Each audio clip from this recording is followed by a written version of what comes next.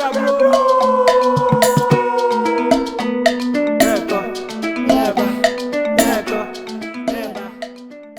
guys, welcome to Books with Abena. Thank you guys for sticking and staying with me for the first half of the year. We are in July and I'm very excited about today's episode.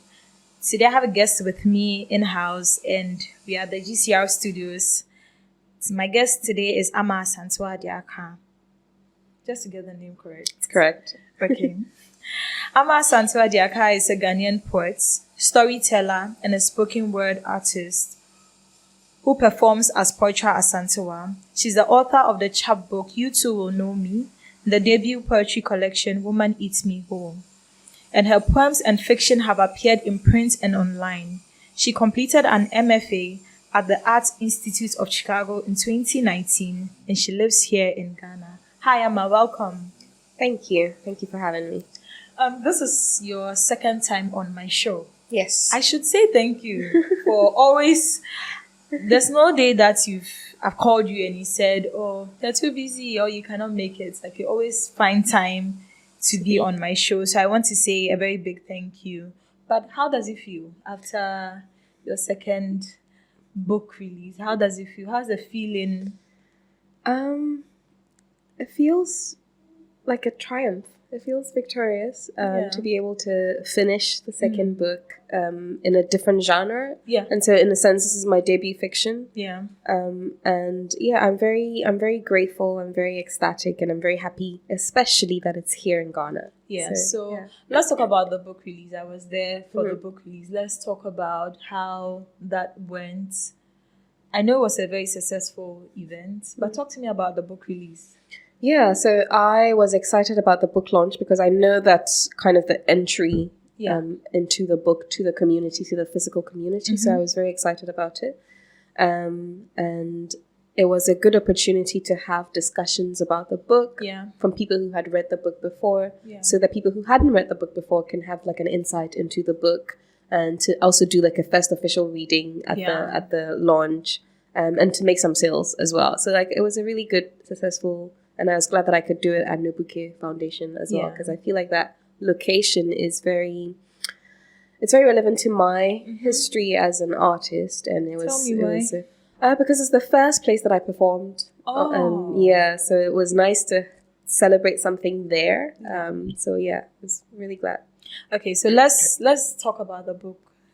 Someone Bithed Them Broken. When I got the book, I was like, the title. There is something about the title.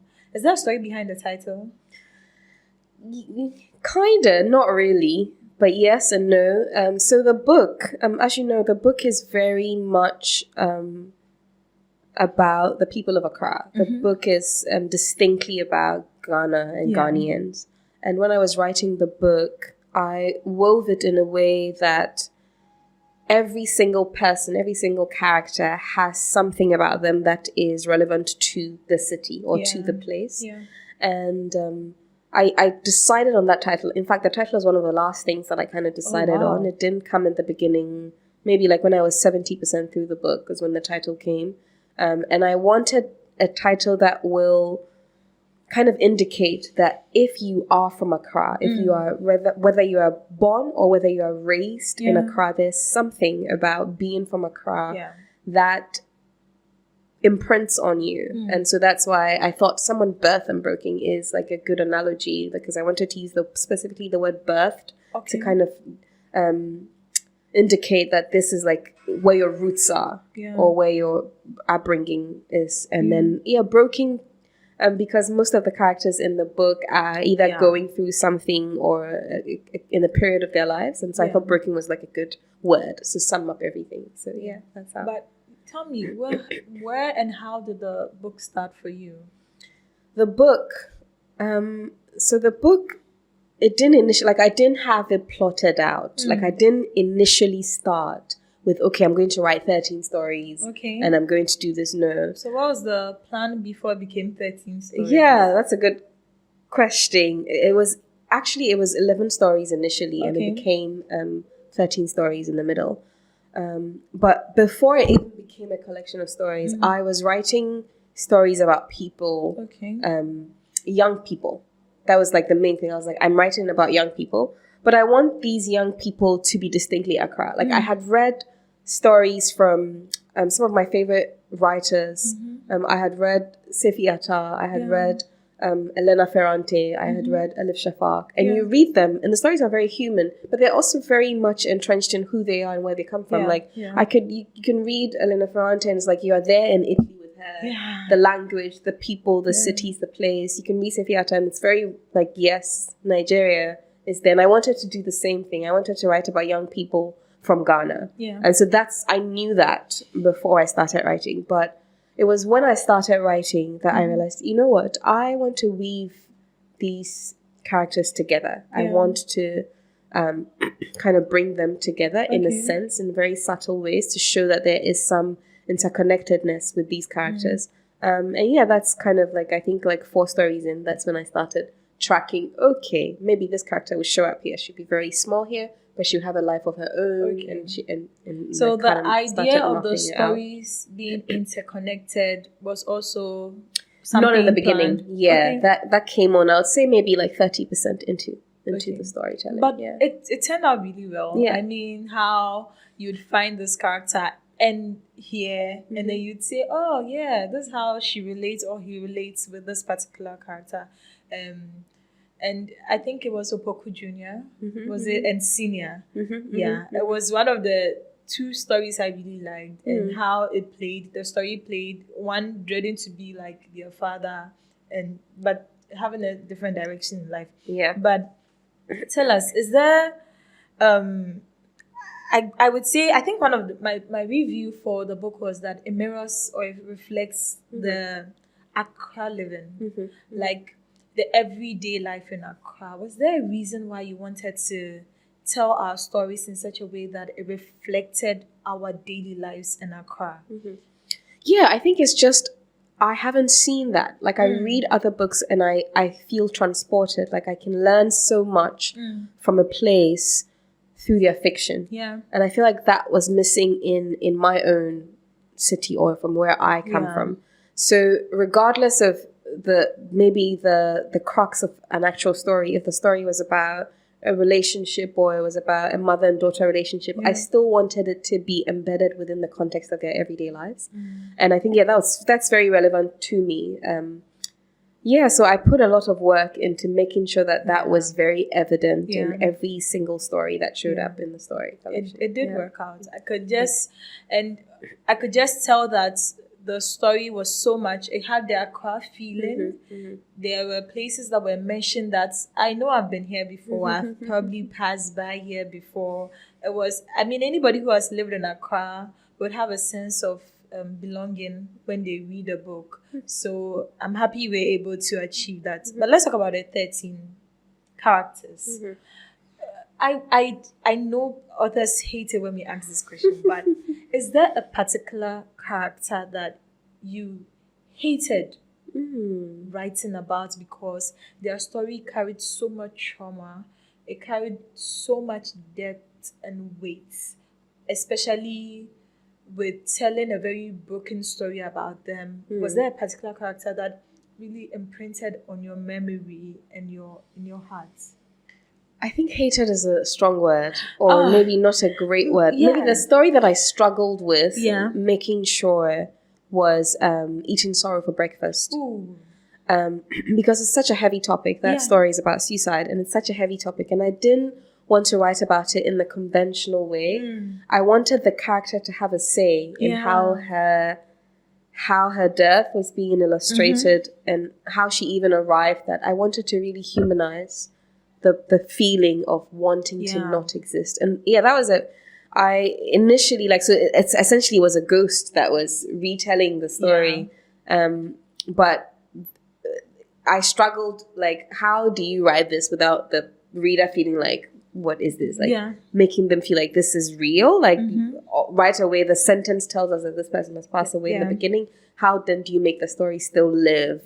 So I think that was a story that I struggled with in the beginning.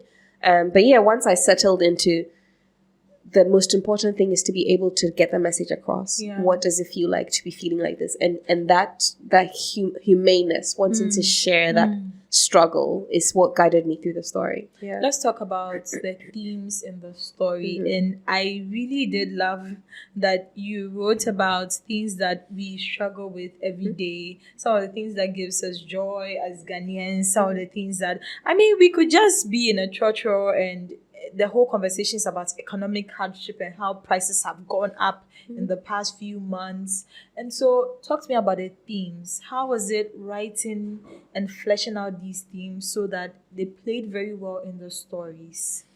Yeah, so like I said, I think the two things when I started writing this book was, I know I'm writing about young people. Yeah. And so it was people in their 20s and early 30s. And I know that I was writing about these people who are from Accra. And so it's just a matter of what are the things that young people are facing? What are we talking about? What are we grieving about? What are we happy about? Yeah. And I think that guided my collecting the research for this project. And so picking stories from my personal life, picking stories from conversations with friends, or just what I know about people, and also having specific questions that I will ask different people, like what is your experience and how did you feel like in your early 20s, etc. What's some of the things you struggled with? So yes, I think the main thing I was looking at is what are young people experiencing, and that kind of guided the book. Yeah. So I never thought about how this book was researched, because looking at the book, I thought, oh, this is basically our experience. So it was easy putting it together. But talk to me about the research process. Yeah, I mean, it is our experience, but also it's like 13 people, and I can't have lived all the 13 lives. I mean, now that you even talk about it, I'm just thinking, wait, did she commit suicide and come back to life? I can't have lived all 13 lives. So yeah, it was very important to live outside of myself, to have lived experiences that weren't only mine. So that it will reflect into the book. Because what I wanted the book to be is that everybody, even if they're not from Ghana, will read the book and see someone in there, whether it's them or another person who they're like, this is real. This is a human being that can exist or has existed. So yeah, it was a lot of relying on friends and family, or just also, like, I remember I was just having a conversation with a writer friend about who's working on her book, and I was just talking about her about research, that it's very important. I think that's something that writers don't do as much, or don't think it's relevant, because we expect all the writing to come from our head or from our experiences, but actually it's a good practice to research. Because I remember putting on Twitter, like maybe a couple of years ago, when I was still working on the story, and I was working on Footnote, and I wanted a layer that was very in-depth, but also very real, in a sense that sometimes you have to live with people who may have sexually harassed you, and what does that feel like? So I remember putting out on Twitter that I'm looking for women who have had any experience in the past and who want to reach out. And I had like 3 interviews from someone in Senegal. Wow. Like, we just talked and talked and talked. And of course, it's like 10,000 words. I just used very little of that in the story, but it helped to give the story that depth. So yeah, it was scattered research all over. Yeah. Okay. Now let's talk about some of the characters in the book. Opoku Senior is not yet 40 and struggling to keep his family's cocoa business afloat after his father's unexpected passing. Then Opoku strains under the burden of caring for his 8 younger siblings and the child whose mother ran off. Now, when his new girlfriend tells him she's pregnant, he knows he has nothing left to give. Years later, that girlfriend's son, Opoku Jr., now faces his own troubles, including his girlfriend, Watima, who's like... So, I think my question would be, how was it writing characters? Now, let's talk about Opoku Senior. So, I'm just using one character. So, how was it writing about... So I realized that Opoku Senior is here, then Opoku Junior is here. There's Amafua. I hope I'm getting the name right. There's Watima. So these are 4 different characters, but their stories are interconnected. How was it just sitting down to like was it like you were drawing a map? Yes. You Yes. I think the first page of the book is a map. Yeah, map. So family, something like that. Yeah. So talk to me about character building or character development. How was it for you?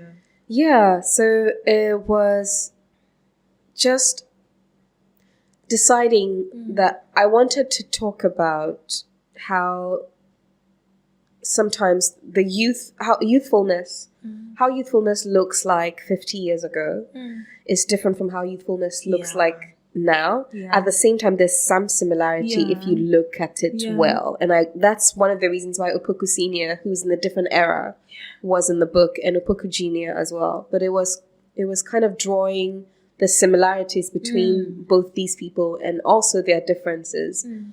So I did a lot of research during that time. I remember, again, sometimes I rely on Twitter a lot, just researching and asking, what are some of the where can I find newspaper archive from the 1950s? Oh, wow. And just to find out what was being discussed here, what were the things that they were talking about, what were the things that they were struggling about, just so I can flesh out that character so that he's someone who could have lived. He's a real person. And back in those days, it's very easy. Like, my mother is the first sibling of 9 children. Like, it's very common to find older generation in their 70s and in their 80s who have a lot of siblings as compared to now, where you're going to have like 2 or 3. So just these subtle differences was important to me to kind of show the way the family dynamic was back there. And it was very common to find parents living in the same houses as their grown kids, etc. So yeah, that I needed, like, I picked an era and tried to flesh out what kind of man that could have been and what kind of struggles that man could have had. And it's the same way about talking about his son as well, who didn't necessarily know his father, but there were certain traits that you could tell. The way that he was not really willing to commit to relationships, even though he may never had a conversation with his father. You could see that it was showing up in his own life. So yes, I did that to kind of show the interconnectedness even outside of our own age timeline, but even between eras, that could also happen. But yeah, the women are also, they have their own lives, and they come to be woven together with these people. And I think one of the things that wasn't, when I was writing the book, I wasn't thinking about it necessarily, but like halfway, I remember there's this saying that we say in Accra is small. We say that very much, like, you go somewhere, you meet someone that you don't expect to see, and they know someone that you know from somewhere. And I kind of wanted that to happen. Like, Boatima didn't expect that she would be woven into the story of someone with it, but she's in there, whether she likes it or not. I think that's the beauty of life. So I wanted that to be very subtle, woven into the work, but to be there regardless. So I'm picking another character, and this is John, who confides in his crush Baba about a surprising encounter with a male friend, another male friend, over a game of FIFA. Why was it so necessary to tell that story? Because I kind of felt like that story felt very intentional to be in the book. So why was it so necessary to tell the story? Yeah. So that story is also one of the stories that took a lot of workshopping to get to where it was. And that's because I really wanted to tackle this issue. And I think it's something that's been spoken about in Ghana in different degrees. Like, every year the degree changes, shifts, polls, increases, etc. And it's just a thing of, at the base of our humanity, how are we looking at, what lens are we looking at this through? And I think very much, Ghana is a very religious country. And when I say religious, I don't mean just Christian, I just, in general, even the irreligious ascribe to some form of piety. And there's always this lens that we look at relationships, especially between men.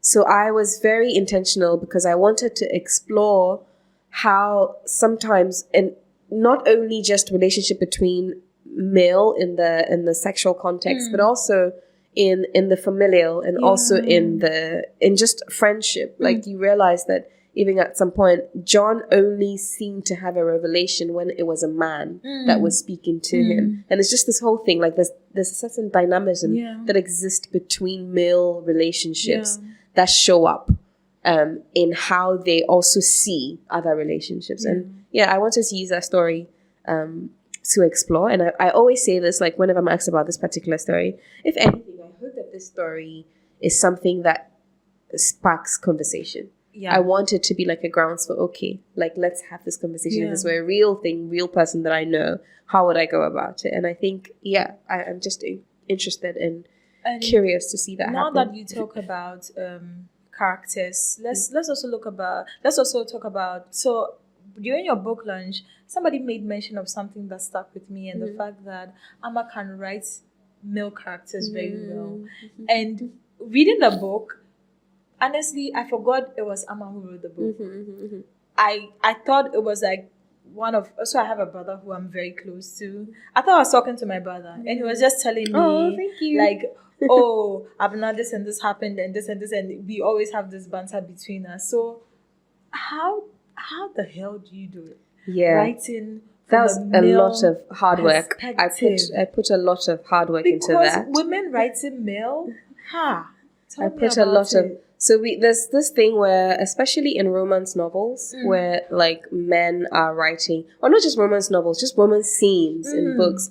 Men are writing women, and you just know, like, it's like, why? You just know that, it's just terrible. Yeah. And I didn't want to do that. I think we've critiqued that heavily, and we hope that they will fix it. But I wanted to extend that sameness to when I'm talking about a gender that is not of my own. It means that I had to do a lot of research. Yeah, I had to do a lot of research. I had to do a lot of sourcing from the real thing, just kind of taking videos of people playing games and trying to imitate that on paper. And so I did put a lot of work into making sure, something that I'm very deliberate about when I'm writing about men, to just write it in such a way that whoever is reading it, you know, it's not caricatures. It's just like, these are real lives, real people on the page. Yeah. And now that we talk about male characters, let's talk about your female characters. You give them this sense of freedom in the book. So, for instance, if you're talking about their choices with their body, sex, lives, I felt like these are real life stories that you are telling. These are choices that people make all the time, but they don't often talk about it so much. So talk to me about the female characters. Why was it necessary to also talk about the choices that women make about their body, themselves, their relationships, their lives, even career? Why was it so important for you to like talk about that? Yeah, I mean, I feel like, and I'm always reminded of this interview that Ama Asantewa had. I think she was in front of some students in the University of Ghana, and they were asked. Yeah. One of them asked the question about, like, why are you writing so much about why you're a woman or like a feminist? And her answer was that it's not like I have deliberately decided it's just I'm writing about my livelihood, like my experience as a woman, and I just happen to notice them, and we just have a title for it because it's not seen as much. And I think in a sense that's also what I'm doing, because to be honest, most of the stories came fleshed out. They started with the problems these people were facing. So whether it was in their relationships, whether it was in their career, whether that was in the economy, before their entire family structure or other things come to be fleshed out. And I think, it's very important to me that we are deliberate about our entire lived experience. So it's not just like freedom as in I can do what I want, but it's also freedom. I did what I want, but there was consequence. And then like just be sincere and honest, like I decided to do this and I lost this, or this is what happened. And I think, that's kind of what I want my stories to do. I want my writing to do. Yeah. Wow. So I'm just like thinking about most of the characters in the book. I mean, even women. So I like the fact that for the men, you were writing about different eras. You're writing about older men. You were writing about who live in a different era compared to, not compared.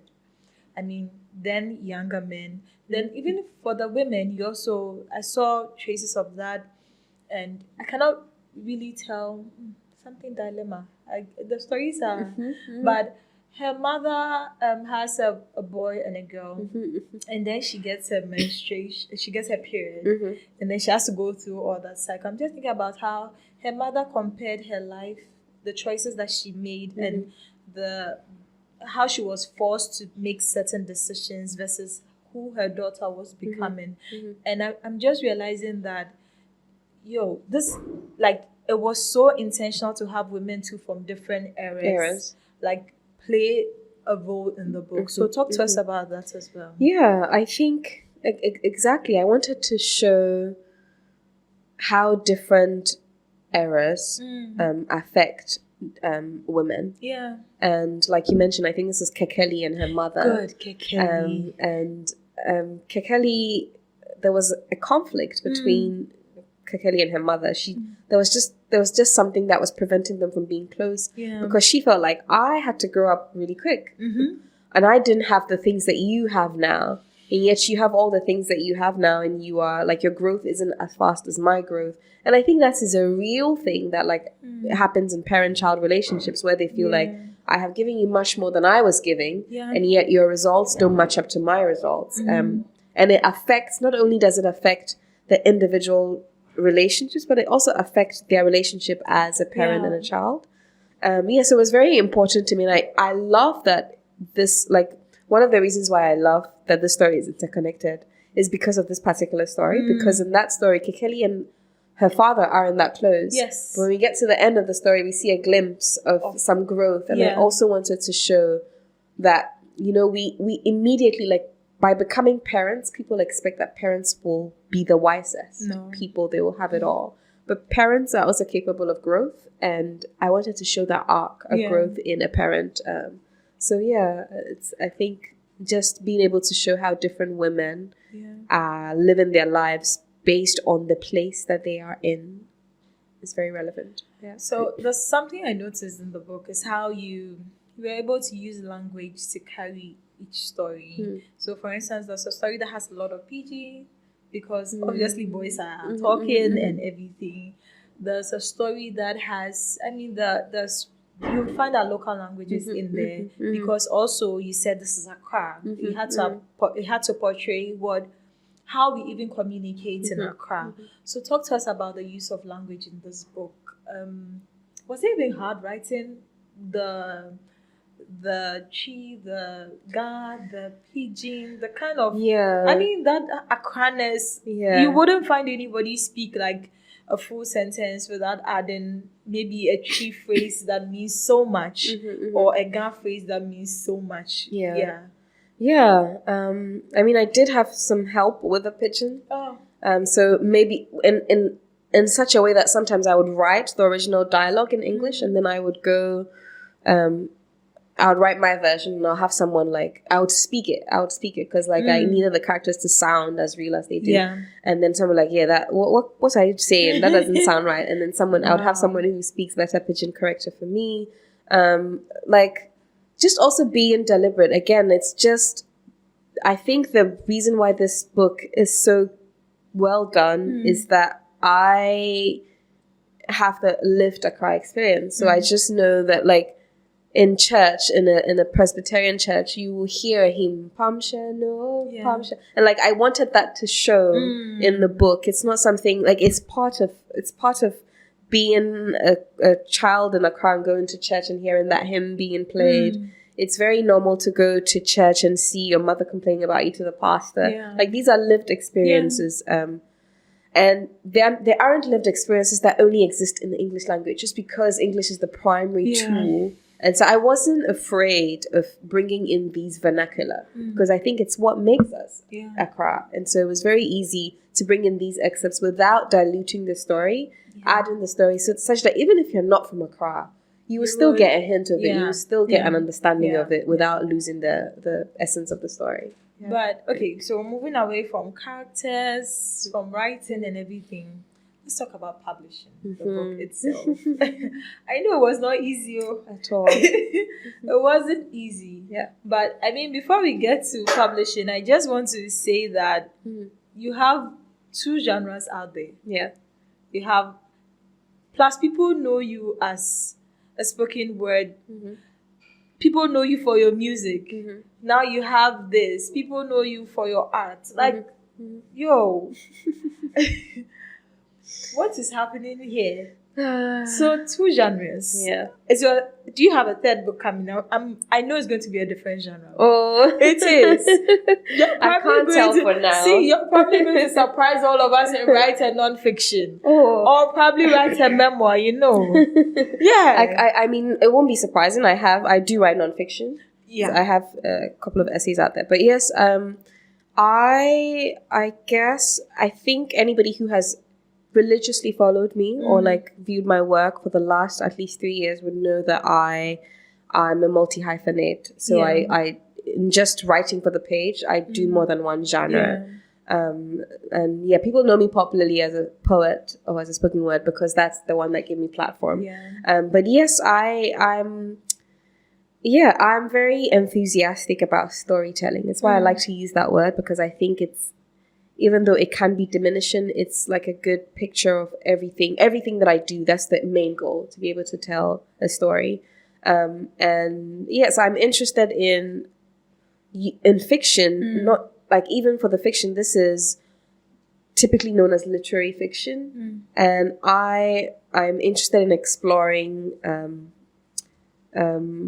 what do we call it? Is it science fiction? It's not science fiction. It's Afrofuturistic, right? That's something that I've been kind of exploring a lot in the last year. So we hope that manuscript can come to life. That's also a different genre. Yeah, so now we have genre. Every time we're going to be releasing a book, we cannot tell if we're going to go back to something we know. But I will always be a poet. So we'll have one of those coming up soon, hopefully.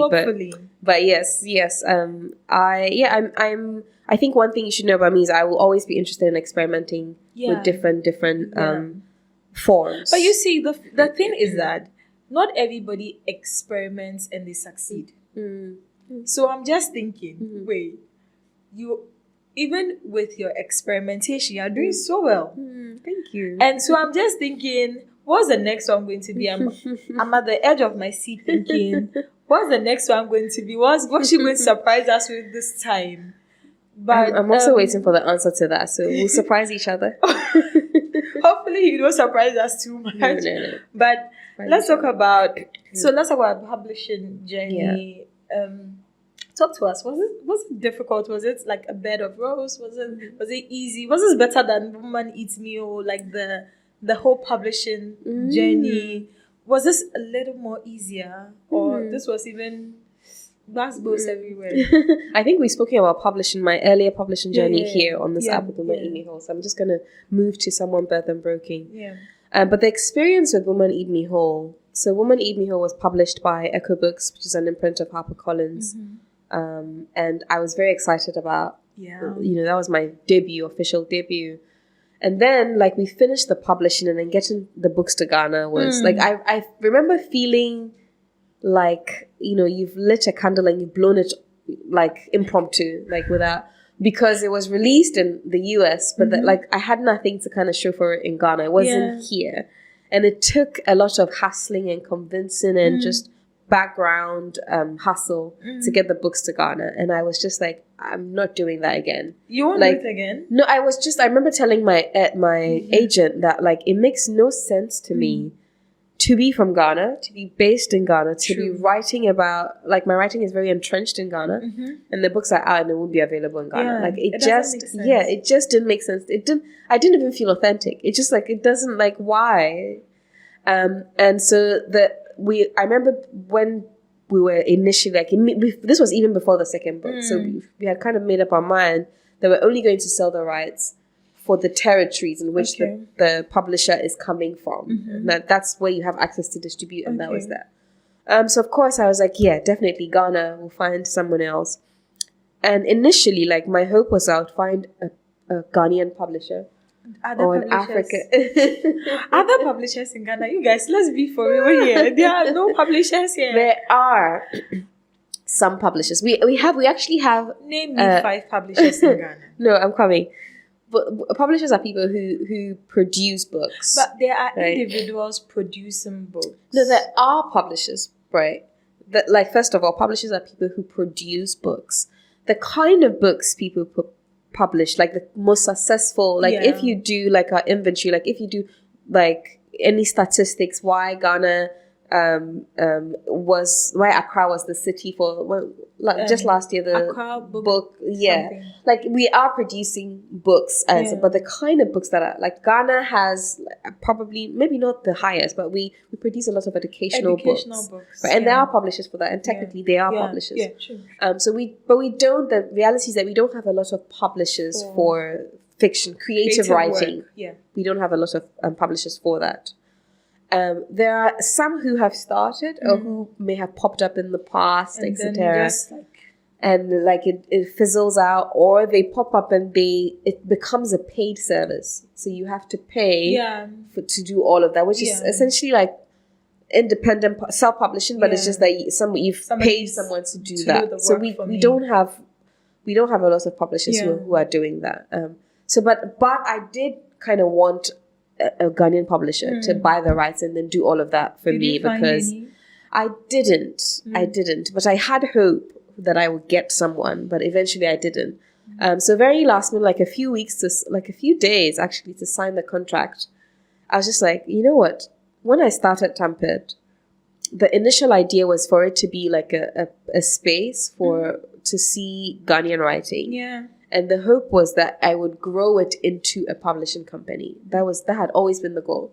But of course, I started Tamped. I remember when we started Tamped, the first year, we were doing like an issue every quarter. But I was burnt out so quick. Yeah. Because it was just not work that I could do by myself.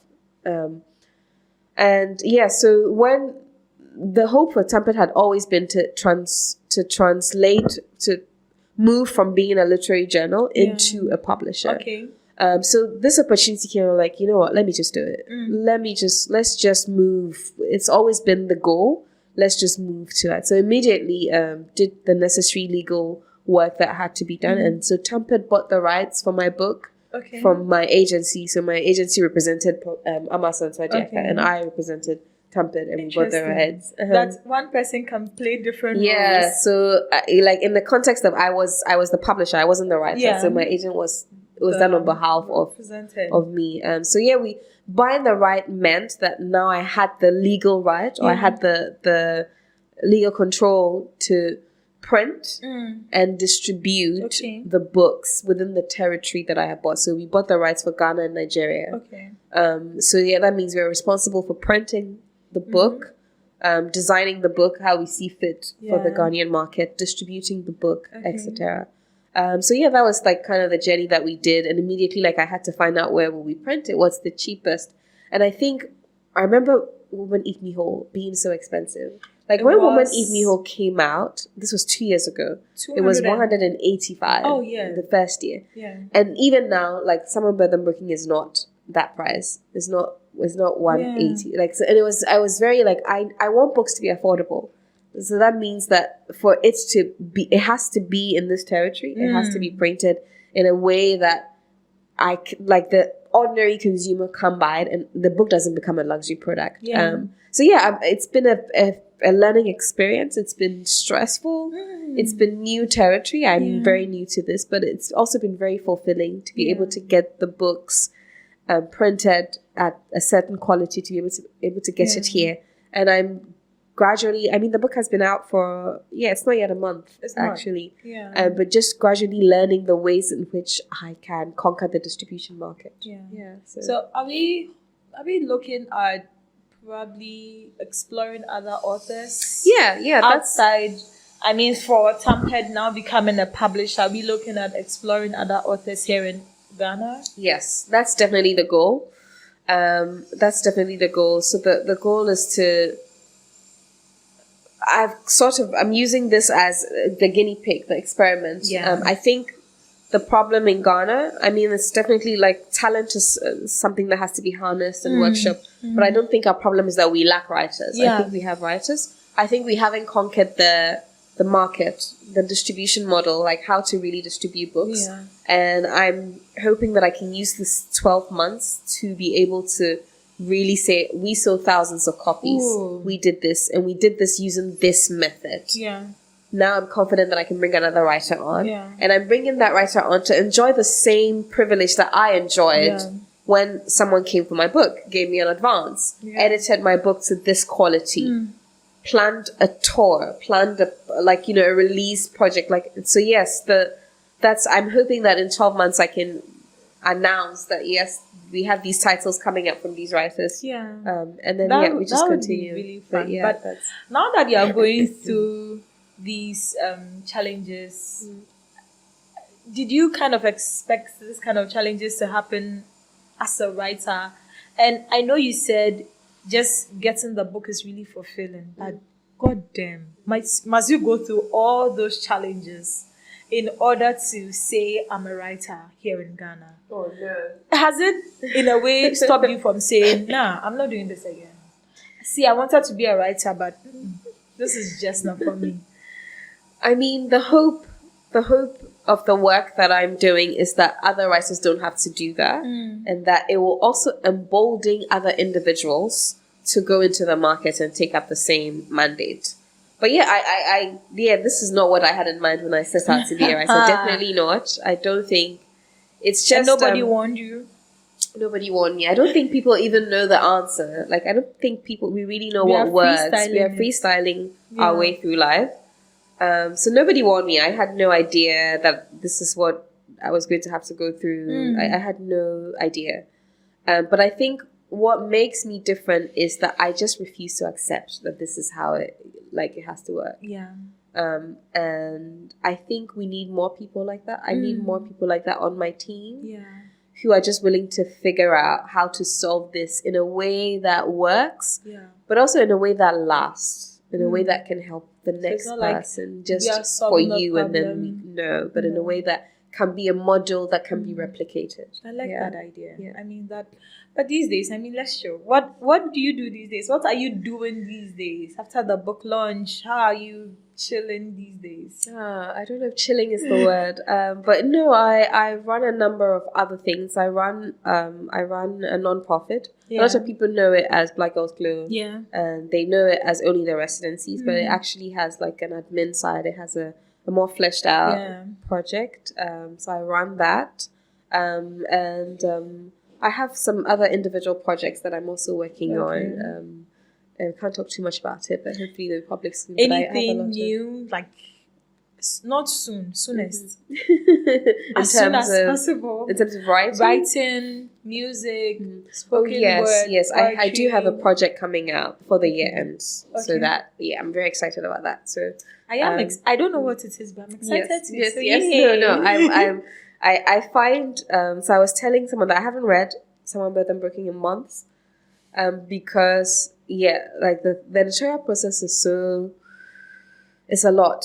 Yeah. It's like being forced to be in the room with someone for hours. And so like after we finished, I was like, I'm not touching this book for a while. So I feel like I'm too familiar with the book. And when you become too familiar, like sometimes the excitement fizzles out because it's like you know it too well. But for this project, I'm really excited, and I'm really this excited even after I finish producing it. So I'm excited. Yeah. Okay. So where do we get copies of the books? How do we get copies? What's the amount? I mean, we want to know where we have to go. Yeah, so you can get the books in bookstores and in some concept stores. So you can get it at local store. You can get it at Vidya. Yeah. You can get it at Book Nook. And Book Nook delivers throughout the country. Yeah. So and even I know outside of Ghana. Yes, they distribute everywhere. You can get it at City Reads. Yes, City Reads. And then there's a bookshop whose name I'm forgetting, but it's in Adenta. I think it's Books en Route. You can also get it there. And you can also get it at Tampered Press online. You can order it. I think we are delivering in Accra and Kumasi. Okay. So if you're in Kumasi, order. I'm always so excited when people in Kumasi order the books. I'm like, outside of Accra. And the book is... Some bookstores are selling for 160, 150, but it's just 150, 160 is what the book is going for. How about if I want a signed copy? If you want to, I think if you want a signed copy, you can order from Tamped and just indicate that I want this signed, and then I think I like you that. Would have it probably may be a slower delivery because they'll have to come to me instead of their warehouse, where it's a different delivery compared to me. But yes, you can have a signed copy. Okay. But yes, the sign order now. If we do the signed copy forever, it's very important. So it's 150, 160, depending on where you're buying it from. And I mean, I'm happy you mentioned where we can find it. So, but do you have anything coming up? Any reading? Anything that people should expect to see there? I do, but I don't know if this podcast will be out by the time, but there are, just follow Trumpet Press and follow Poetra Asantewa. We're going to be having a lot of reading. You can help us with the spelling of the names. Trumpet, Tampered. Press, Press. I forgot how to spell Trumpet for like a brief second. And Poetra Asantewa, if you just put in Poetra_, you see that my name will pop up. But we're going to be doing a lot of readings, a lot of discussions, a lot of conversations in just unusual places, from bars to libraries to restaurants. So we're going to keep doing all of these things just to try and get the book in front of people. Thank you so much, Poetra. Thank you for honoring my invitation. Thank you. It is so good to see you here all the time. I'm hoping that in the next, I won't say few months, I don't want to put you on the spot like that. Let's just say in the next couple of months, we find something new for me as well. It's always refreshing to find Ghanaian books out there, especially by a young person. Please. Enough of the older people writing YA. I'm sorry, but I said what I said. And there's no way I'm taking it back. Enough of men writing YA about little girls. You don't know anything. Oh my God. So, I'm sorry, but thank you so much. It was really fun having you here. Books with Abena is released twice every month. This is our episode with Poetra for the month of July. Follow us. You can follow me personally, Abena Maryan, on my Instagram. I don't have a Facebook account. I think I do, but X as well. So it's Abena Maryan or Bookish Abena, whichever one you find. I think it will be good. You can also follow the page, and it's Books with Abena. You can also send us an email. It works very well. It is bookswithabena@gmail.com. Thank you guys for listening. Bye.